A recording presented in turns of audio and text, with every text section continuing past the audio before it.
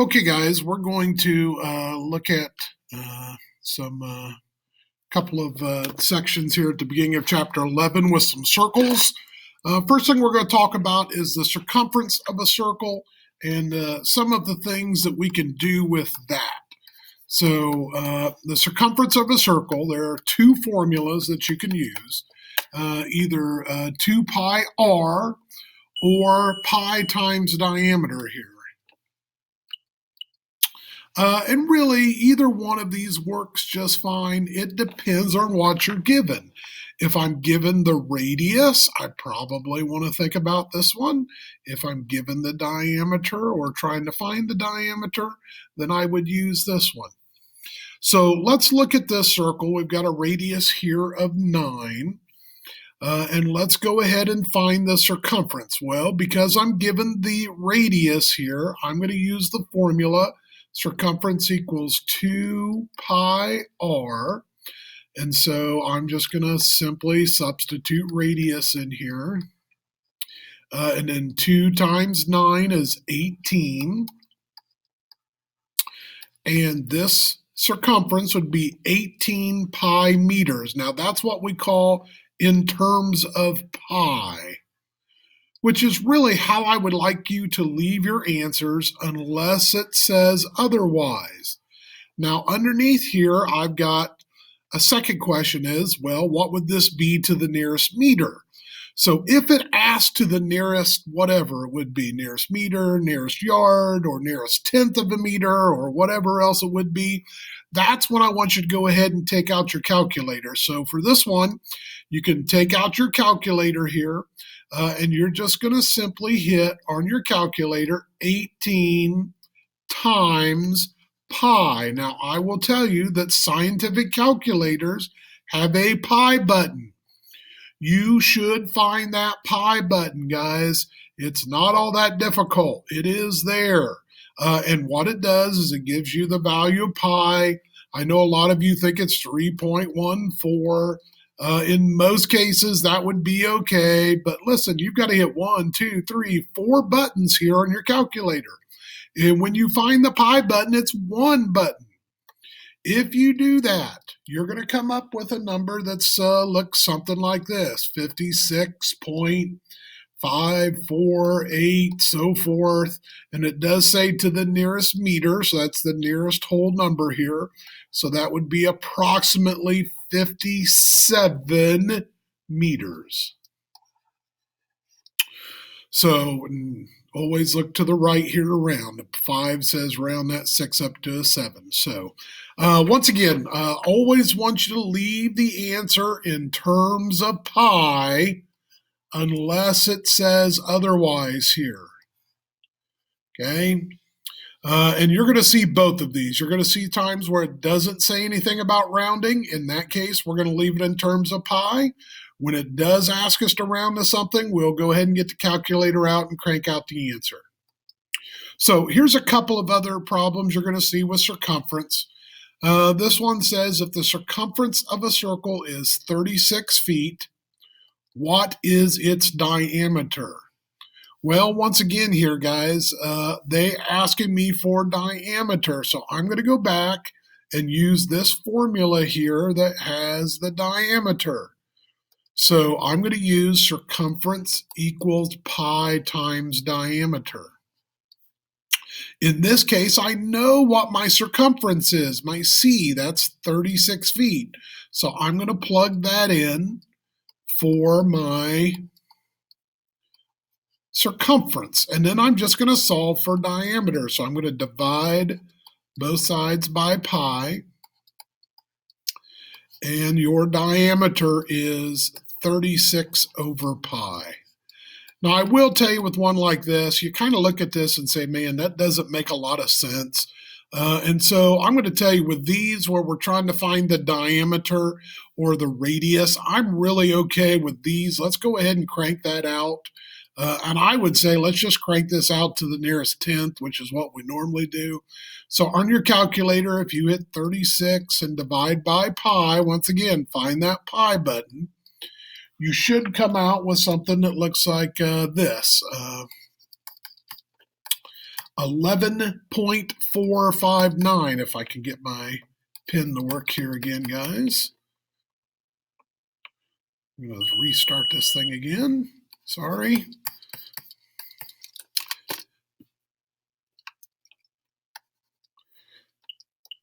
So this is 11.459. Once again, we'll just go ahead, let's round that to the nearest tenth, which probably makes sense for us. So this would be 11.5, and we are talking about feet here. So that would be your diameter. Now, once again, if you left it like this, I would be okay with that. That is 36 over pi feet. But I'm going to tell you, I'm really think it'd probably be best whenever they ask for this diameter or radius, go ahead and crank that out to the nearest tenth. It probably makes a lot more sense than leaving it like this. Technically, both of these are correct. Okay, so next problem. We're talking about the revolution of a wheel. If a wheel has a radius of 9 inches, how many revolutions does it make in 242 feet? So if I think about this, if I have a wheel here, and it has a radius of 9 inches, it wants to know how many times does this wheel go around? How many revolutions does it make in 242 feet? Well, if you think of this wheel kind of sitting on the ground here, okay, and right here is the point where it's touching on the ground, one revolution here of this wheel is its circumference. Okay, so one revolution is equal to the circumference. So I know the circumference is what this wheel does in one revolution here. So once again, they give me the radius here. So I'm going to use the fact that the circumference is 2 pi r. In this case, my radius is 9. That's the first one I did had a radius of 9 also. So I get 18 pi. Now, I'm going to keep that like that for now because I'm going to deal with this 242 feet. So I know that in one revolution, this is 18 pi right here. And I want to know how many revolutions does it make in 242 feet. Now, here's something that I hope maybe you kind of looked at, and I think you're going to see this. Notice my radius is in inches, and wants to know how many feet this is. How many revolutions in 242 feet. So I really, really, really need to make sure that these are the same units. So to me, I think probably the easiest thing is let's convert the 242 feet to inches. So I'm going to take the 242 divided by 12. I think 12 might go into 242, but that may not happen all the time. So I'm going to take 242, I'm going to multiply it times 12. I get 2,904 inches. So I want to know, this is 18 pi inches for one revolution. Okay, how many revolutions does it make in 2,904 inches? So all I simply do here is I take the number of inches it's got to go, and I'm going to divide it by one revolution to see how many revolutions are in here. Once again, once the units are the same, they don't really matter here. Oops, excuse me, guys. That's not supposed to be 242. That's supposed to be, 182. That's supposed to be 18 pi. So on my calculator, if I hit 2,904, divide it by 18 pi, I should get a number that comes out to be something like 506.8, and it keeps going here. But in this case, we're going to be just 506 revolutions. And the reason is it only does 506 in 242 feet because it never fully gets to that 507th. So in this case, we'll want to round down no matter what for this revolutions problem. So in this case, in 242 feet, this wheel would make 506 revolutions. Okay. Not sure if there's really a great formula to think about this, other than you just kind of have to think of what a revolution is and then how far you have to go. So, and I think you'll see either one. Sometimes they'll give you the radius or diameter and say, how far does it go in 5,000 revolutions? Or sometimes they'll say how many revolutions in so many feet. If it asks for how many feet in so many revolutions, you multiply. In this case, you're going to end up having to divide to see how many revolutions it makes. So there's really three problems you're going to see with diameter. One where you just kind of have the picture like we have here. And then you're going to see some word problems like this where you might find the circumference, you might find the diameter, you might find the radius. Then you're going to have some revolution problems. Okay, the next thing you're going to do with this section is we're going to do what we call the length of an arc. And the length of an arc, guys, is defined as a portion of a circle's circumference.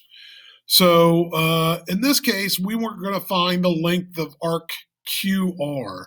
So what it's saying is if I start here at Q and I walk on this circle over here to R, okay, how far did I go? How many, in this case, how many inches is that? So the formula for the length of an arc is the measure of the arc, so the measure of this arc over 360 times C, which is the circumference of the circle. So either 2 pi r or pi times diameter. So if I was to find for this one the length of QR, and the first one we're going to do is in terms of pi. First of all, we're going to take the measure of this arc. Well, if this arc down here is 240, then I'm pretty sure this red arc would be 120. I'm going to take 360 minus 240. So I know this arc measures 120 degrees. So it's going to be 120 over, and it's always 360. What this is really giving you here is the ratio of its circumference here. And then we're going to multiply that times the circumference. In this case, they give me the radius. So I'm going to use 2 pi r. In this case, the radius is 8. Now, we got to do some simplifying here. So 120 over 360. Let me see. 10 goes in both of those, so those zeros go away. 12 and 36, I'm pretty sure 12 goes into both of those. That'd be a 1 and a 3. So that's going to be 1/3, and then 8 times 2 is 16 pi. And we're going to multiply those. Well, that's 16 pi over 1 as a fraction. You just multiply across here, so you get 16 pi over 3, and that would be inches. Once again, guys, unless they say otherwise, okay, just leave it like this in terms of pi. So 16 pi over 3. I know that looks a little weird, but that's what it would be. Now, if they ask you to round it to the nearest inch or something of that nature, then okay, we're going to go ahead and multiply that on your calculator. So 16 times pi, and then we're going to divide that by 3. When you plug that into your calculator, I believe you should crank out with something like 16.755. And it says round to the nearest inch, so that would be approximately 17 inches. So that's how you do either one, either in terms of pi, which really I think most of the time is what we're going to do, and then to the nearest inch here. So that's how you find the length of an arc, guys. And this will be one of these little formulas that really you're going to need to know here. Okay, and it shouldn't be that horribly difficult. When we do 11.2, we're going to have a formula that's very similar to this. So it'll be something you're used to. Okay, what do we do with the length of an arc? Well, we're going to do a couple things with that. We're going to find some perimeters of maybe some different kind of looking figures here. And the first one we're going to do is the perimeter of this figure. And actually, This is pretty appropriate. This is kind of a free throw lane here, right? We got a 15-foot free throw, and it's 10 foot wide as the lane. And it wants to know, what is that perimeter? So if I started here and I went all the way around and stayed on this edge, which I'm not doing a good job of here, you walked all the way around there, or had to run all the way around, or maybe you wanted to paint this on someplace. What would be this length? And notice it says to the nearest tenth, so we're going to do some calculator here. Well, this side I know is 15, this side I know is 10, this side I know is 10, or excuse me, not 10, but 15 also. Okay, because it does make a little rectangle here. So as far as the perimeter goes, I know there's a 10, I know there's two 15s. The thing that we really need to figure out, guys, here is, what is this perimeter from here to here? And that is, once again, it's half of a circle. Okay, this would be a 180-degree arc, which if we took 180 divided by 360, we all know that's 1/2. And we're going to multiply it times the circumference of this circle here. What would be the circumference of the circle? Well, I'm pretty sure that this length here would have to be 10 feet. Okay, it would have to be the same as this. It makes a little rectangle. So that would be my pi times my diameter, which in this case, my diameter would be 10. So that's 10 pi. And multiply that times 1/2, we get 10 pi over 2, which does simplify to just be 5 pi. So this is what I want to add here. Now, once again, this is to the nearest tenth here. So 10 plus 15 plus 15 is 40, plus 5 pi on your calculator. We should come up with something that should be, let me type this on my calculator here.